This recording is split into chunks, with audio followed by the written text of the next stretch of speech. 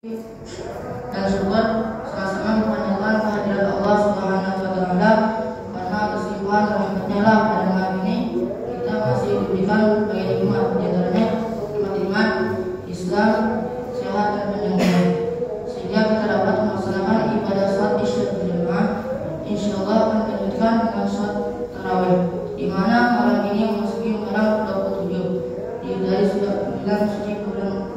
bulan suci Ramadan. Mudah-mudahan segala amal ibadah yang kita kerjakan diberikan ganjaran pahala dan mendapatkan ridha Allah Subhanahu wa taala. Amin ya Allah ya rabbal alamin. Tidak lupa selawat dan salam senantiasa tercurah kepada baginda Nabi Muhammad sallallahu alaihi wasallam. Demikian juga kepada segenap keluarga dan sahabatnya.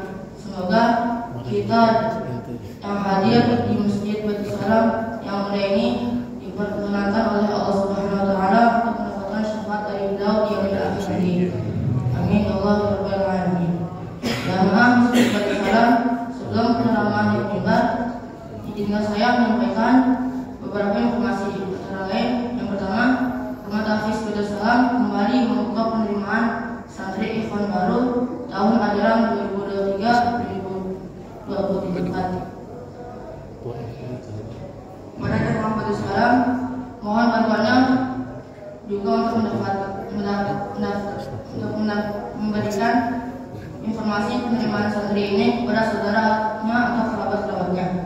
Penerimaan santri Ikhwan untuk usia SMP dan sederajat insyaallah akan dididik menjadi hafiz Quran. Nomor 2, dari panitia zakat fitrah, penerimaan zakat fitrah terakhir tanggal 18 April 2023. Masjid Baitul Salam bekerjasama dengan Koperasi Kalibaru Permai. Masjid menyediakan untuk keperluan zakat fitrah dalam bentuk beras dengan kemasan 3 kg. Silakan menghubungi kepada dan mengisi. Nomor 3, pelaksanaan salat Idul Fitri di Masjid Baitul Salam masih menunggu keputusan dari pemerintah Republik Indonesia.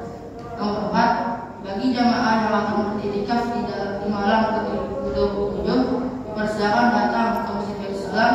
Insyaallah disediakan kopi dan makanan ringan untuk menikmati iktikaf. Nomor 5, pemberi foto malam ini Ustaz Abdul Rahim Cilap. Beliau adalah Ketua FUI Kalibaru Permai. Alhamdulillah beliau sudah ada di Masjid Baitul Salam. Nomor 6, pelaksanaan salat tarawih akan diimami oleh Al-Qadhi.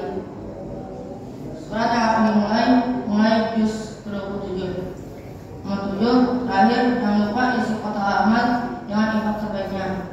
Demikian informasi yang dapat saya sampaikan. Lebih kurangnya mohon maaf. Wassalamualaikum warahmatullahi wabarakatuh.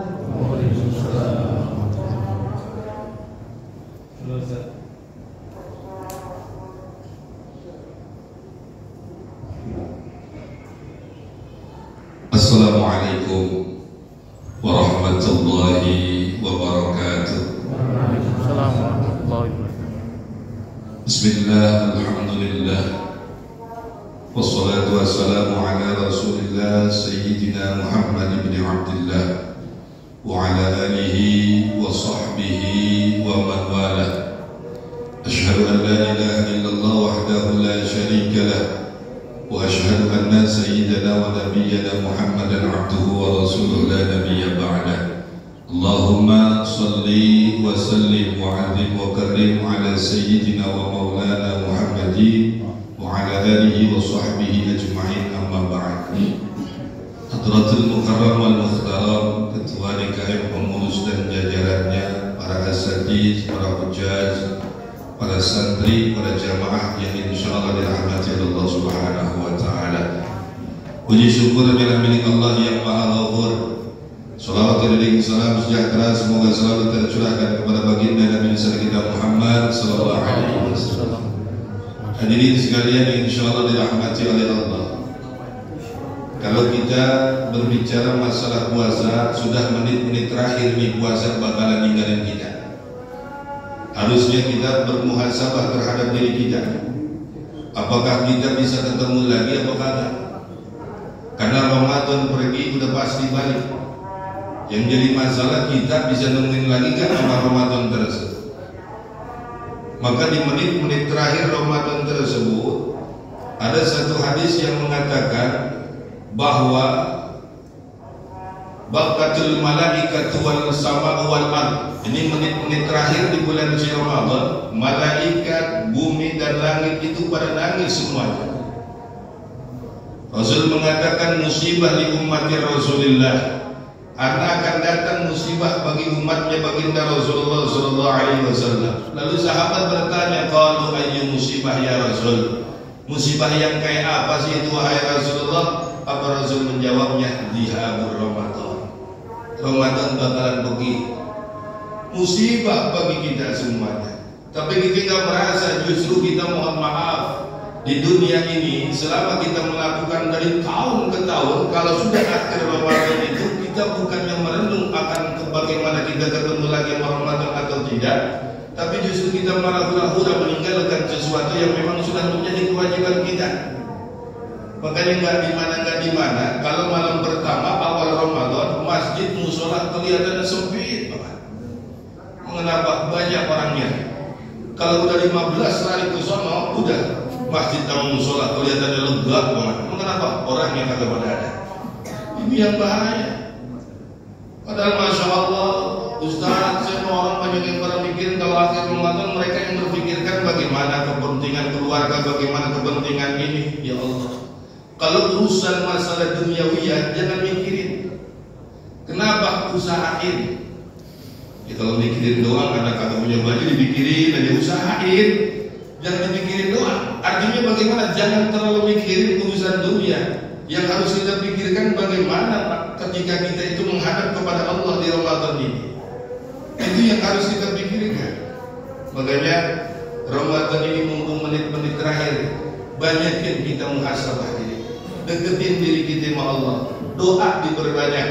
Emang kenapa doa harus diperbanyak? Orang yang puasa sama orang yang kagak puasa itu beda doanya.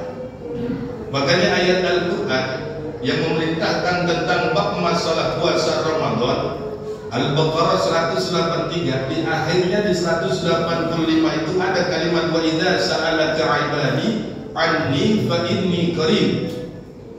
Kata Allah, kalau ada yang nanya di mana saya itu dekat. Itu Allah ngomong begitu. Wa idza sa'alaka 'ibadi anni fa inni qarib ujibu da'watad da'i idza da'an. Bakalan aku ijabah doa orang-orang yang mau minta kepadaku. Itu Allah yang ngomong. Kenapa artinya ayat ini sangkut pautnya dengan ayat perintah bab masalah puasa? Artinya orang yang puasa doanya beda. Itu pasti beda, ijabahnya itu luar biasa. Mohon maaf, dulu waktu saya lagi pesantren di daerah Darut Tafsir, itu ada yang namanya di daerah Ciampea. Itu pelajaran bukan hanya kitab-kitab salafi, bukan hanya kitab-kitab kuning kepada kalangan para alim ulama. Itu saya ngambil ekstrakurikuler hafal Quran. Cuman baru 3 juz kepala saya udah belenger, kepala saya udah puyeng duluan. Kagak kuat otak saya sama apa masalah Al-Quran. Emang kenapa? Luar biasa. Tapi kalau untuk ngapal itu puasa Senin Kamis, di situ cara ngapal cepet itu ngapal. Cuman karena berhubung otak saya ini pikirannya perempuan dulu waktu lagi di pondok, udah akhirnya hancur-hancuran itu Al-Quran saya tinggalkan. Kenapa? Karena ngeri kalau umpamanya kita ngapalin Al-Quran kita nggak jaga itu Al-Quran. Karena anak-anak santri ini alhamdulillah pada ngapalin Al-Quran. Ingat pesan saya, al-hurmatu khairum minat ta'at. Hormat itu lebih baik daripada taat. Artinya kita taat menghafalkan Al-Quran, tapi kita nggak hormat dengan kedudukan Al-Quran, itu bisa bahaya. Maksudnya bagaimana? Kita tahu Al-Quran itu kitab suci bagi kita, maka letakkanlah Al-Quran pada sesuatu yang memang tempatnya harus layak. Ini kadang-kadang ngapalin Al-Quran sambil rebahan, kadang-kadang ngapalin Al-Quran yang taruh di bawah kemaluan. Ini yang bahaya. Ini yang disebut dengan al-hurmatu khairum minat ta'at. Hormat itu lebih baik daripada taat. Itu banyak yang kayak gitu. Sehingga banyak orang yang baca Al-Quran, bukannya Al-Quran memberikan syafaat, wal Qur'anu yal'anuhu, justru Al-Quran yang melaknatnya. Karena apa? Karena tidak menghormati akan kedudukan Al-Quran tersebut. kita taat sama Al-Quran, kita faham itu Al-Quran kitab sucinya Allah, tapi kita nggak hormat dengan Al-Quran, itu bisa bahaya. Makanya itu pesan saya. Makanya saya karena ngapalin itu selalu fokus dengan yang ini, yang itu mendingan saya tinggalkan. Orang kalau sudah ngapalin minimal harus bisa menjaga harga diri, harus bisa menjaga kemaksiatan itu dirinya. Kalau saya mau adem kan masih doyan di sholat pondok, makanya saya tinggalin itu. Saya ngeri itu apalan nanti bukannya nyampe, malah setan mulu yang bisikin saya. Nah itu makanya orang yang puasa itu beda dengan orang yang kagak puasa, doanya beda. Mohon maaf, begitu maaf. Kita kenal dengan sebutan Abu Yadimyati, Allah yarham. Beliau adalah di daerah Pandeglang, Banten. Tingkat kewaliannya itu sampai tinggi sama Allah. Kenapa? 30 tahun beliau puasa, kagak makan, kagak minum. 30 tahun beliau puasa. Puasanya beliau kecuali puasa yang memang diharamkan oleh Allah waktu dan harinya. Itu doang yang kagak puasanya. Sehingga banyak orang yang datang ke tempat beliau minta doa dijabah sama Allah, tingkat kewaliannya naik. Nah, oleh karena itu puasa itu beda doanya. Pernah suatu saat ada orang datang ke rumah saya, Ustaz, tolongin saya Ustaz. Tolongin kenapa? Doain saya, anak saya Ustaz sakit Ustaz. Sakit kenapa anak bapak? Anak saya sakit berak-berak Ustaz. Terus bagaimana? Tolongin kenapa Ustaz, doain saya. Doain bagaimana? Buat anak saya biar rada sembuh sedikit Pak. Ya jangan sama saya, doa saya mah rada kurang makbul. Emang kenapa? Saya jarang puasa. Mundur mungkin iya, sekarang masih jarang puasa. Puasa sunnah saya jarang. Jangan nggak, saya yakin sama Ustaz, dia yakin sama saya, ya udah saya bacain itu Fatihah 7 kali, sholawat 21 kali, syahadat 21 kali. Saya bilang Pak, minumin ke anaknya, usapin di perutnya. Besok Bapak datang lagi ke rumah saya. Baik Ustaz. Besok dia datang lagi, Assalamualaikum, Waalaikumsalam. Bapak duduk Pak, saya bilang, bagaimana kondisi anak Bapak? Alhamdulillah Ustaz. Bagaimana kondisi anak Bapak? Alhamdulillah Ustaz. Bagaimana Pak kondisi anak Bapak? Mencret Ustaz katanya. Makin parah Ustaz. Dah, kan saya bilang jangan sama saya. Dia datang ke dukun Parajik, dukun beranak. Dukun beranak itu mohon maaf puasa Senin Kamisnya rajin. Dia datang ke tempat dukun beranak, cuma dibacain Fatihah, Fatihahnya juga nggak semedet, artinya nggak semedet, bahasanya itu udah agak apa maksud katanya nggak kena, karena yakin dengan adanya Allah. Dia puasanya rajin luar biasa, diijabah itu doanya, cuma diusap doang sembuh tuh bocah. Artinya kenapa? Orang yang puasa sama orang yang kagak puasa beda doanya. Makanya ini mumpung kita lagi puasa Ramadan, mumpung menit-menit terakhir puasa Ramadan, banyakin munajat sama Allah agar kita dipertemukan di Ramadan tahun yang akan datang. Amin ya Rabbal Allah. Mudah-mudahan Allah pertemukan kita di bulan Ramadan di tahun yang akan datang dalam keadaan sehat walafiat. Allah berkahkan hidup kita, Allah mudahkan segala urusan kita, dan Allah berikan keberkahan buat keluarga-keluarga kita. Amin ya Rabbal alamin. Mu'izzatil Fatihah. A'udzu billahi minasyaitonir rajim. Bismillahirrahmanirrahim. Alhamdulillahi rabbil alamin arrahmanir rahim maliki yaumiddin.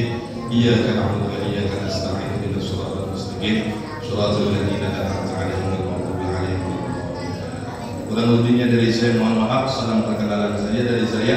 Saya kenal Pak Denny, saya kenal Pak Syarif. Soalnya alhamdulillah dari wujud dari zaman Kibenen ini belum jadi.